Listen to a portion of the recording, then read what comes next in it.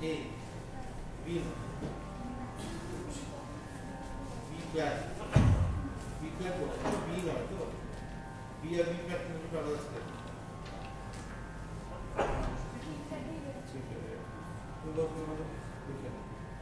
আপনি C C আপনার সিতে আছে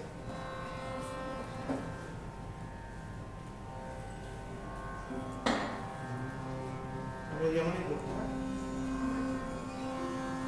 কেন আমরা এরপর ইভিনিংয়ে পারফরমেন্স হবে সেটা আমি যেমনই পারেন তাহলে পুরো ক্লাসটা যে চলবে সেটাই আমি যা যা শেখাবো সেটাই পারফর্ম করব তাহলে সবার কাছে কতটা একটা স্ট্রাকচার ক্লিয়ার হবে আমরা যেটা শিখি একটু ইম্পর্টেন্ট বিষয় বলবো যেটা আমরা শিখবো সবসময় সেটা বাজাবো সেটা নয় ঠিক আছে আর যেটা প্র্যাকটিস করবো সেটা কখনোই রেয়াজ আর পারফরমেন্স দুটো কিন্তু সম্পূর্ণ আলাদা বেশিরভাগ ক্ষেত্রে যেটা হয় আমরা রেয়াজটাকে পারফর্ম করি পারফরমেন্স একটা অন্য বিষয় আর রেয়াজ একটা আলাদা বিষয় তো পারফরমেন্সটাকে আলাদা করে শিখতে হবে একটু সরে যান না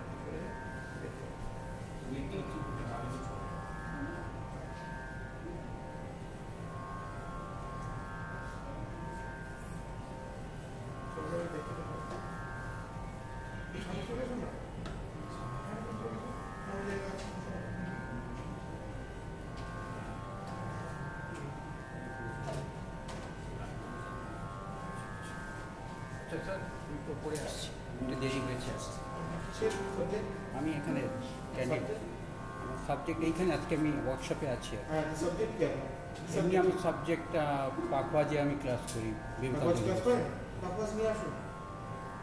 পাকওয়াজটা এখন আমার কাছে নেই কিছু বলেনি তো আমাকে আছে কে বলবে আপনি আপনার স্টুডেন্ট নিয়ে আসবেন না ক্লাসে ভুলে গেছে কি শিখতেছেন খালি গল্প শুনতে তাহলে আমি গল্প করতে পারি আমার কাছে প্রচুর গল্প স্টক আছে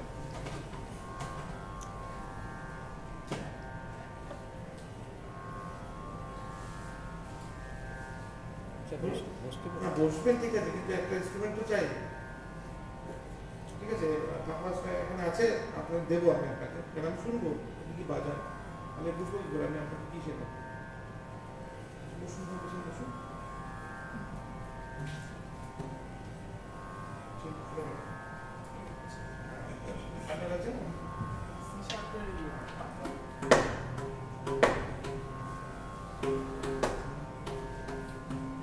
তো গান বাজনার জন্য সব থেকে প্রথম যে কাজটা করতে হবে আপনি গান শিখুন অন্যান্য যন্ত্র যাই শিখুন একটা তারের যন্ত্র শিখতেই হবে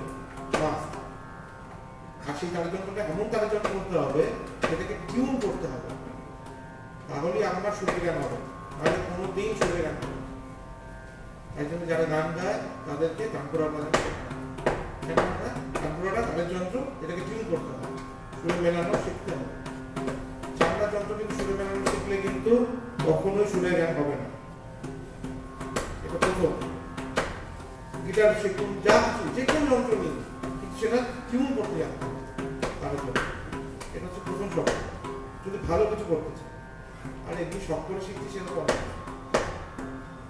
শখ করে আপনি যখনই শিখতে পারেন আর যদি আপনাকে ভালো কিছু করতে হয় সেটাকে নিয়ে তাহলে কিন্তু তারের যন্ত্র শিখতে হবে এটা প্রথম। দ্বিতীয় হচ্ছে যারা তারের যন্ত্র এবং গান শিখবে তাদের প্রত্যেককে চামড়ার যন্ত্র শিখতেই হবে কোনো একটা খালি তাল হাতে তাল দিয়ে প্র্যাকটিস করলে কোনোদিন লয়ের গান হয় যন্ত্র বাজিয়ে যখন আপনি গাইতে পারবেন তালের যন্ত্র তার মানে হাতে তাল চলছে এমনকি আপনি গাইছেন তাহলেই আপনার তালের গান সঠিক হবে কারণ আপনার ব্রেন দুটো পার্টে ভাগ হয়ে গেল আপনি হাতে বাজাচ্ছে তালটা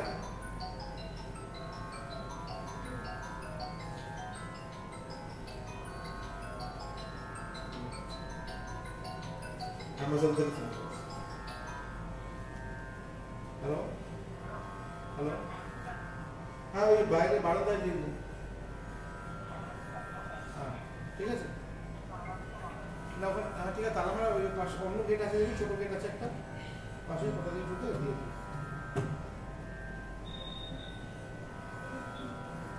গেটটা বন্ধ করে দেবেন।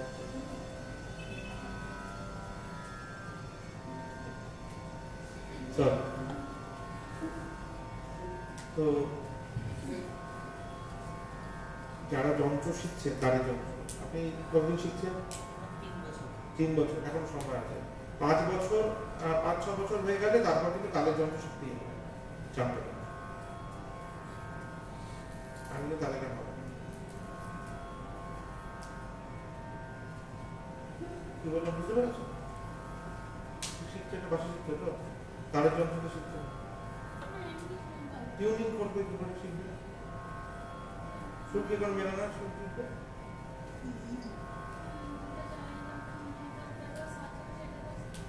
এটা তো নিজের থেকে চলছে। এটা সুরে আছে কিনা বুঝবে কি করে?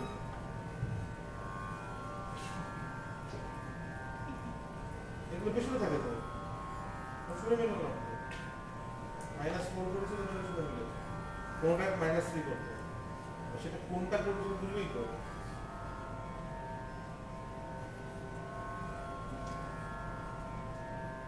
বাঁশির গোল যে হয় জানো তো, যারা বাঁশি বানানো শিখতে হবে সবাই, শিখবে? হ্যাঁ, যদি বাঁশি বানাতে শিখে বানিয়ে বানাতে পারো, ভালো হয় না। ঠিক আছে, ধীরে ধীরে বাঁশি বানানো শিখে নেবে, তারপর নিজের সুবিধার মতো বাঁশির হোলগুলো প্লেস করবে। আর দেখবে মেশিন দিয়ে মিলিয়ে মিলিয়ে, আগে মেশিনটা সুরে আছে কিনা এটা সুরে মেলাবে, মিলিয়ে তারপর তার সঙ্গে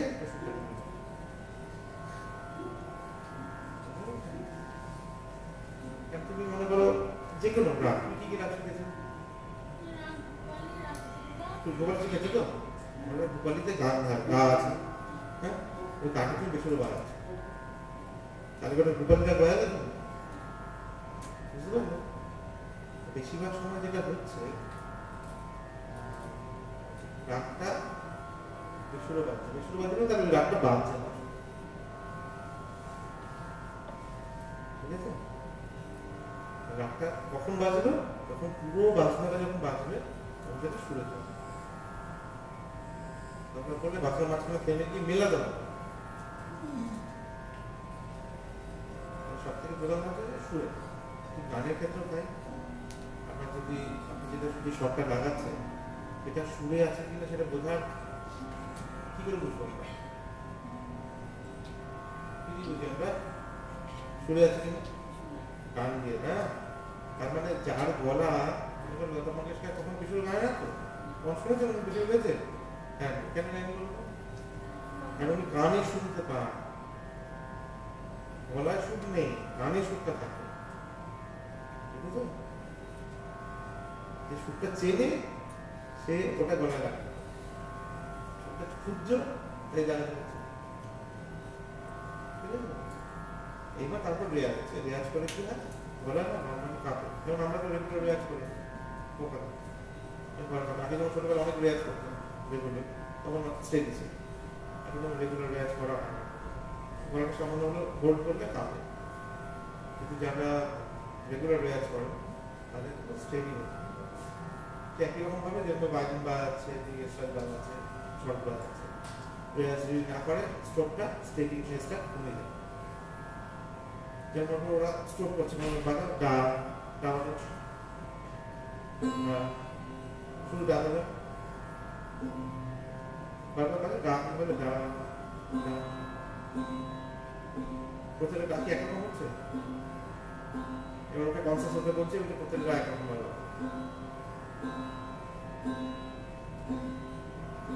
ধীরে ধীরে একরকম হওয়ার চেষ্টা করছে, কিন্তু সম্পূর্ণ একরকম হচ্ছে না। এইটাই প্র্যাকটিস। প্রত্যেকটা ডা বাজাবো আমি, প্রত্যেকটা তালে সমান ওজনে করবো, সেটা আমার কন্ট্রোলে থাকবে, আমি কতটা জোরে বাজাতে চাই, কতটা আসতে বাজাতে চাই, সবটা আমার ইচ্ছা নিতে হবে। তার জন্য প্র্যাকটিস করতে হবে, আর তার জন্য আরো স্লো প্র্যাকটিস করতে হবে। যত স্লো করবেন তত আপনি বুঝতে পারবেন, ডিস্টেন্স যত বেশি হবে স্ট্রোকের মধ্যে মনে খাওয়া যায় এই প্রত্যেকটা স্ট্রোক সমান হতে হবে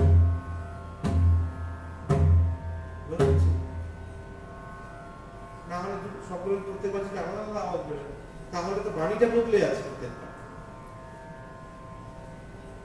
অ আর আ দুটো কি এক খুব পাশাপাশি না ঠিক যেরকম সামান্য পার্থক্য সেরকম পার্থক্য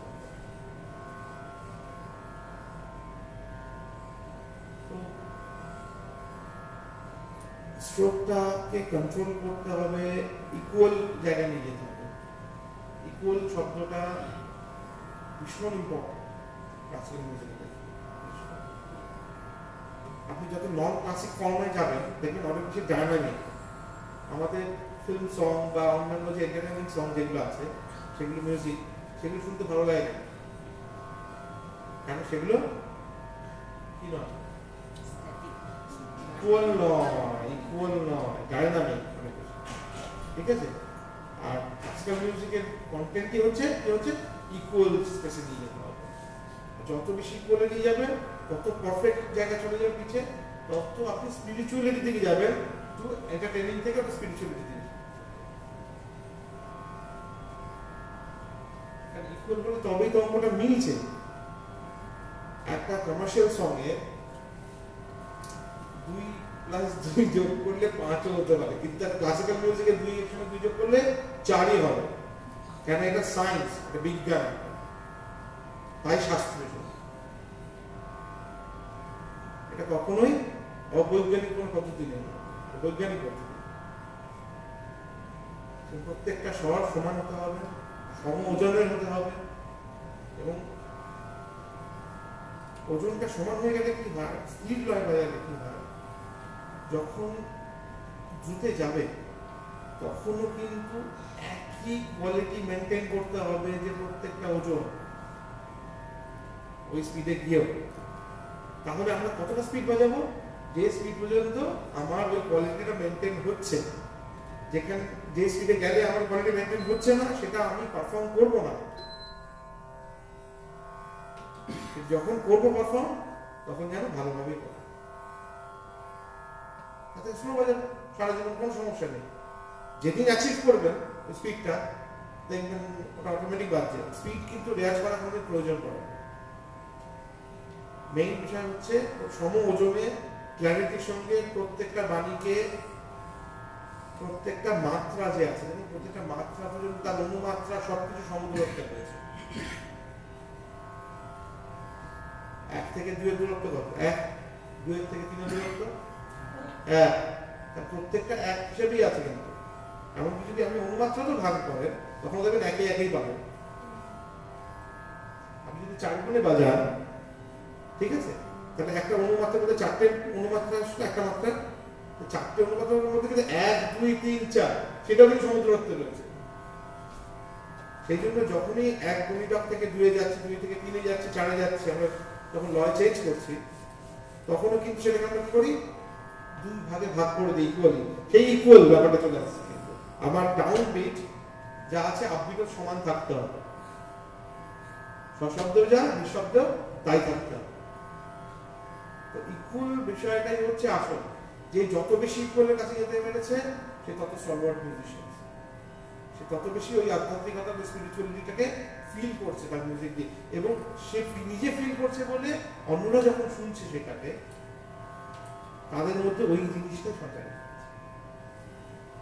আমি নিজেই যদি ওটা না ফিল করি আমি নিজে যদি ইকুয়াল না থাকি তাহলে আমি কি করে অন্যের মধ্যে সেটা সঞ্চার করবো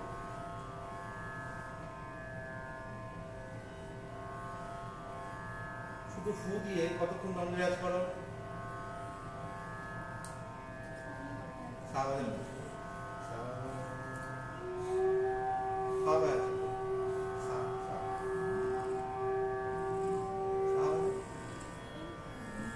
কি বলে সিয়ের বাসিটা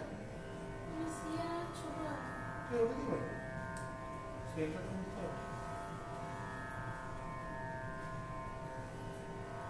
তো সুবিধা হয় কম দাম লাগবে বড় বাসি প্র্যাকটিস করছে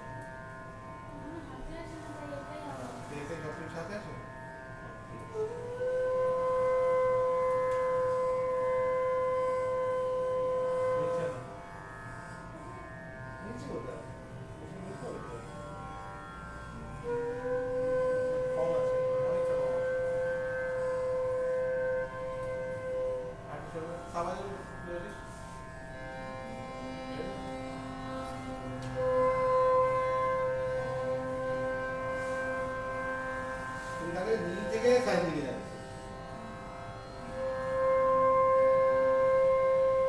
এবার তুমি আমাকে বলো এই যে বাঁশিতে আমি যদি মাত্রা রাখি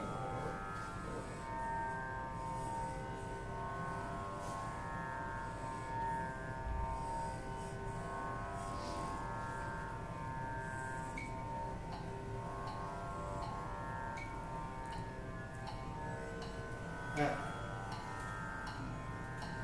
2 3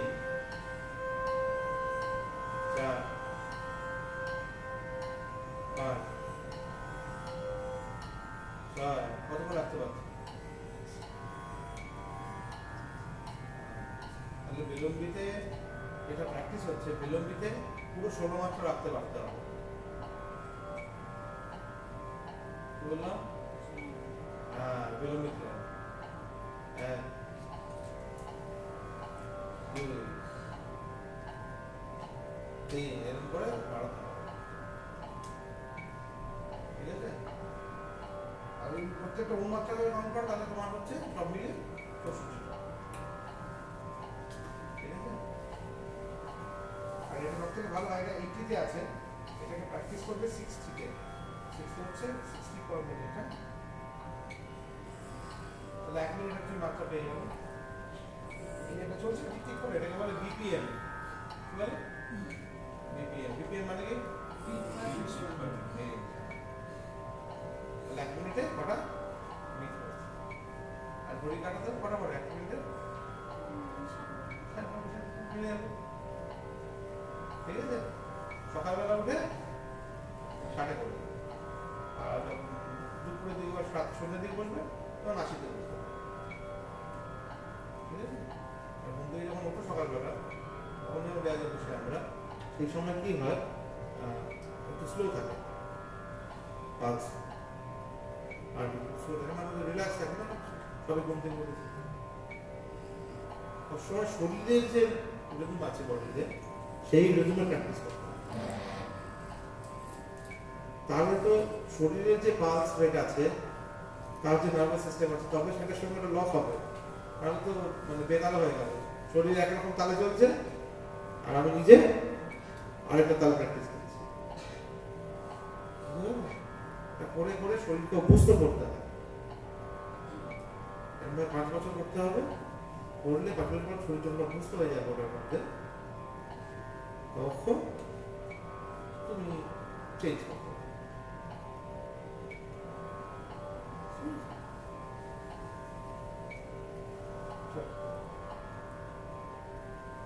তো আজকে এবার মূল বিষয় আসি সাবজেক্টে।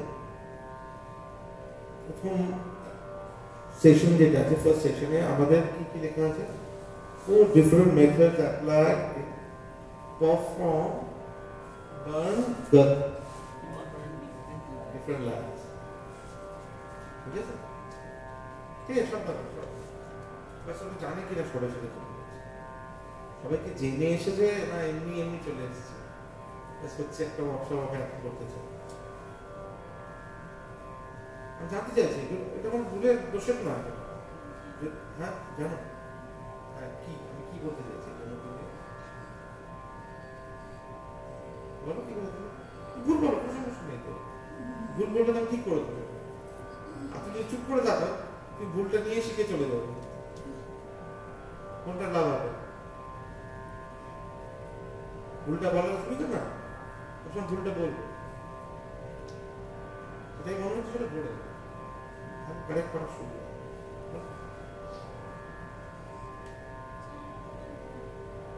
চার রকমের পথ বলেছে না, 4 রকমের পদ্ধতি আছে, সেই পদ্ধতির মধ্য দিয়ে গল্প হবে।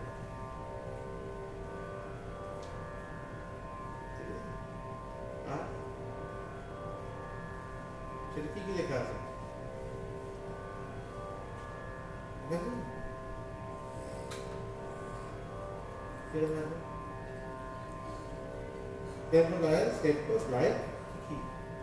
शुद्ध वाणी गायकी, विनकारिया, तंत्रकारी, এগুলো কি? হ্যাঁ জানেন আপনারা?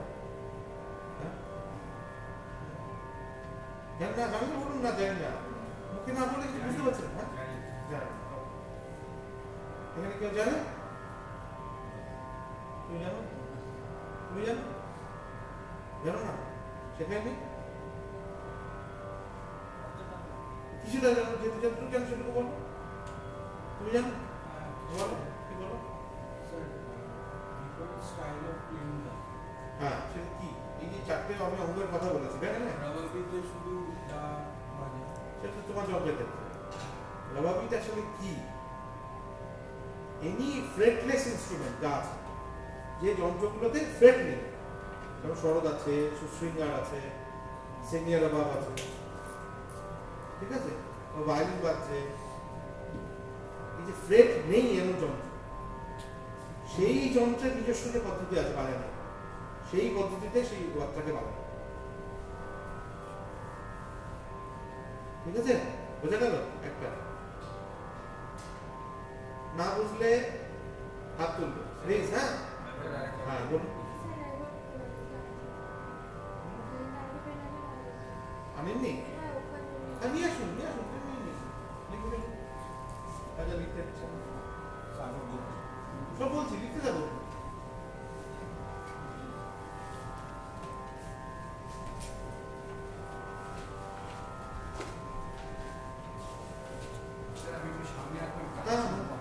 শুনতে পাচ্ছেন না? এই একটু ভলিউম একটু বাড়িয়ে দেওয়া যাবে? সব শুনতে পাচ্ছেন না? আমার নিজের একটু কম লাগছে। হ্যাঁ এবার দেখুন তো, এবার ভালো শোনা যাচ্ছে? হ্যাঁ আমি কাছে আমি দূরে চলে গেছি।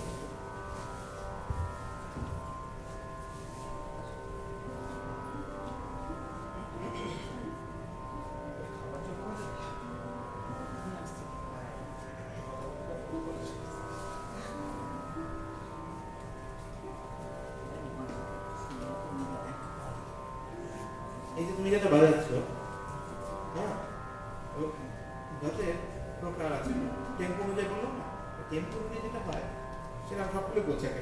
প্রথমে আমরা অঙ্গগুলো লিখে নিই। হ্যাঁ, কেন অঙ্গগুলো প্রত্যেকটা ক্ষেত্রেই এক থাকবে, অঙ্গের পরিবর্তন হবে না, ঠিক আছে?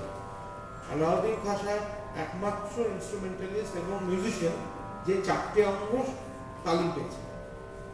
আর বাকি যত বিনকার ঘরানা আছে, যত ইনস্ট্রুমেন্ট বাজানো হয়, তার যে যত ঘরানা আছে, সেখানে সিনিয়র ঘরানার যারা শিখিয়েছিলেন তারা কেউ সবাইকে কোনোদিন কমপ্লিট জিনিসটা শেখায়নি, কারণ তারা চেয়েছিল তাদের পরিবারের মধ্যে সেটা সীমাবদ্ধ থাকে।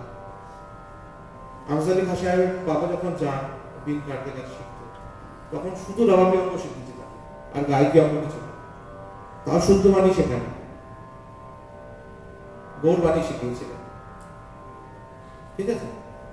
কিন্তু শুদ্ধ বাণীটা হচ্ছে আদি বাণী, যে বাণী থেকে গৌর বাণী, খণ্ডের বাণী, এমনকি যেটা এখন সব থেকে বেশি পপুলার আছে হচ্ছে গাগর বাণী, সব ওখান থেকে তৈরি হয়েছে। আদি বাণী হচ্ছে শুদ্ধ বাণী, যে বাণীতে স্বামীজি গান করেন, রবীন্দ্রনাথ গান লিখেছেন, সবাই সারা জীবনে গান শুদ্ধ বাণীতে। শুদ্ধ বাণীর মূল পদ্ধতি হচ্ছে পদ যেটা আছে, মানে যে পোয়েট্রিকে ছন্দে বা কোনো রকম ভাবে এমন ভাবে ভাগ করা যাবে না যাতে তার মানে নষ্ট হয়ে যায়। রবীন্দ্রনাথ একদম পছন্দ করতেন না, আপনি যদি দেখেন ধ্রুব ধামানের প্রচুর কম্পোজিশন করেছেন, ঠাকুর নিজে অনেক করেছেন, কিন্তু এমন ভাবে করেছেন ওনারা যে কোনোভাবে পদটা ভেঙে যাবে না, তার যে মানে পরিবর্তন হয়ে যাবে। কেমন বুঝিয়ে দিচ্ছে মনে করুন, ফ্রান্স কাশার গান গাইছে আগ্রা ঘরানার, ওনারা কিন্তু অরিজিনালি গান গানিতে গান, ঠিক আছে? গান গাইছেন সৈয়া মুঝে ছোড়কে মত যা, ঠিক আছে? একটা পোয়েটিক লিরিক্যাল, আর সৈয়া মুঝে ছোড়কে মানে এর মধ্যে একটা সরলনেস আছে এবং রোমান্টিক কন্টেন্ট আছে। উনি গাইছেন এমন ভাবে, এবার দেখুন কোথায় রেয়াজ এবং তার পদ্ধতি তার ঘরানার উপর কতটা প্রসার ফেলে দেয়, এবং ইনকমপ্লিটনেস। এই যে মনে করুন শেখায়নি বলে, যেহেতু গুরুমুখী বিদ্যা, গুরু যেভাবে বলেছে ওইভাবে উনি করছেন, ওই যে ট্র্যাডিশনটাকে উনি ফলো করছেন। এইটা গাইছেন ছন্দে করার জন্য। এবার তাতে কি সাইয়া মনে ছোড়কে মধ্যে যা তার যে পদের তার যে মানে ইন্টারনাল যে মিনিং সেটাকে ডিসক্রাইব করছে, সেটাকে ভিজুয়ালাইজ হচ্ছে কোনোভাবে? হচ্ছে না। ওটা একটা শুধু প্রেজেন্টেশন হচ্ছে যে আমি কতটা রেয়াজ করেছি তার দেখানোর একটা পদ্ধতি। তো লিরিক্সটাকে কখনই গুরুত্ব দেওয়া হচ্ছে না, পদের কোনো গুরুত্ব নেই। কারণ এটা কিন্তু ভুল নয় জিনিসটা, বুঝতে পারছেন? ওই বাণীর এটা পদ্ধতি একদম ছন্দ। এবং ডাকের বাণী বলতে কেন হয় একদম কেন হয়? কারণ হচ্ছে ওদের খালি বিন শিখিয়েছিল, বাকিগুলো শেখানো। আলাউদ্দিন খাঁ সাহেবের ক্ষেত্রে যেটা ঘটনাটা ঘটেছিল সেটা হলো, আমি কি মনে করেন আপনি তার আগের জেনারেশনও দেখেন, মানে মোহাম্মদ ওয়াজির খানের আগের জেনারেশন, আগের মানে সেটা হলো ওনার ঠাকুরদা। ওনার ঠাকুরদা হচ্ছেন যার নামে নাসির খান সাহেব, ঠিক আছে? উনি যখন বাজাচ্ছেন বা শেখাচ্ছেন, যেখান থেকে যাই হোক ঘটনা তৈরি হয়েছে সেনিয়া ঘটনা, সেখানে কিন্তু শুধুমাত্র বলে আমরা শিখি, আর কি শেখাবেন? এমনকি ঝালা পর্যন্ত শেখাই, সে ওই ঘটনা ঝালাই বাজাতো না। এমনকি চিকারি যে আছে, চিকারি ছিল না সে তার, জানেন? একটা সময় পর্যন্ত, পরবর্তীকালে চিকারি লাগবে। গুরুরা এইভাবে মানে ইনকমপ্লিট দিতেন, কারণ হচ্ছে ওটা শুধুমাত্র নিজের ঘরের মধ্যে, নিজের পরিবারের মধ্যে ওটা কিন্তু কত বড়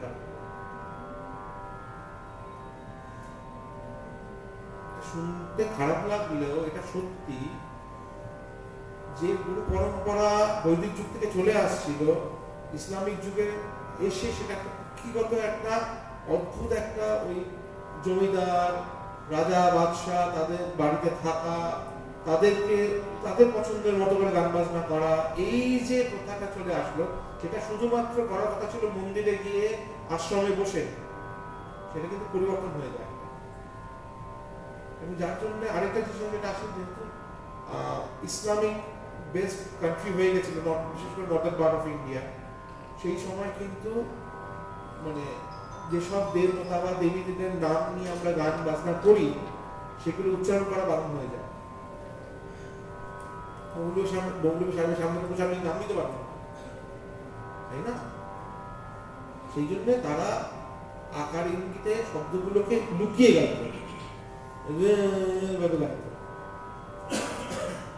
কখনো স্পষ্ট ভাষায় গাইছে, বাণীটাকে স্পষ্ট করছে, লুকিয়ে গেছে।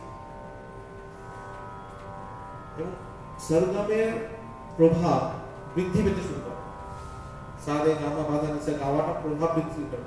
আগে আকারান্ত গাওয়া হতো, এগুলো গাওয়ার প্রভাব বৃদ্ধি করে। এই জন্য কেন ওটা সাবস্টিটিউট তো কিছু করতে হবে।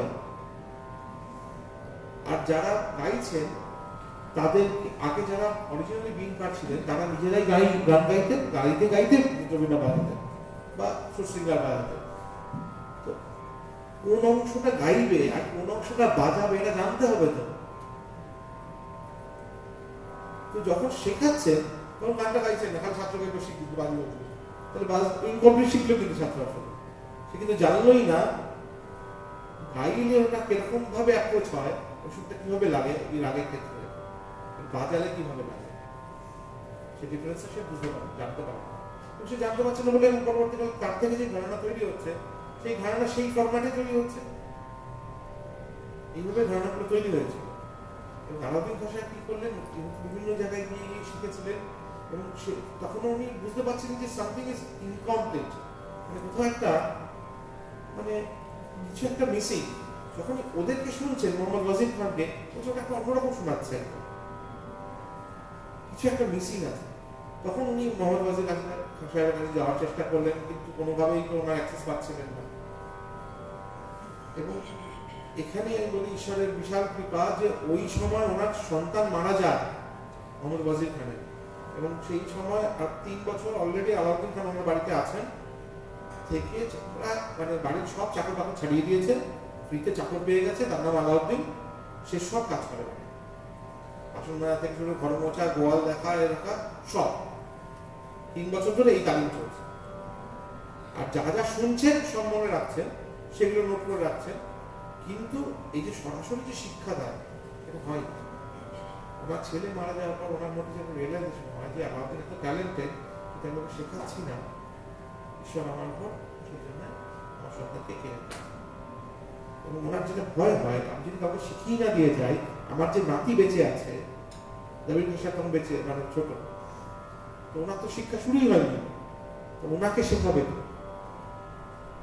তাই তখন আলাউদ্দিন খানকে উনি শেখাতে শুরু করেন।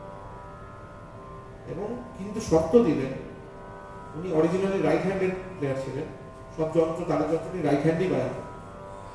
তুমি কোনোদিন কোনো যন্ত্র রাইট হ্যান্ডে তাদের যন্ত্র বাজাতে পারবে, সেই শর্তে যদি রাজি হও তাহলে আমি তোমাকে আমার যে নিয়েছে যে অরিজিনাল যে তালিম আছে সব তালিম আমি তোমাকে দিয়ে দেবো। আমাদের কাছে সেটাতে রাজি হলেন। 6 মাসের মধ্যে উনি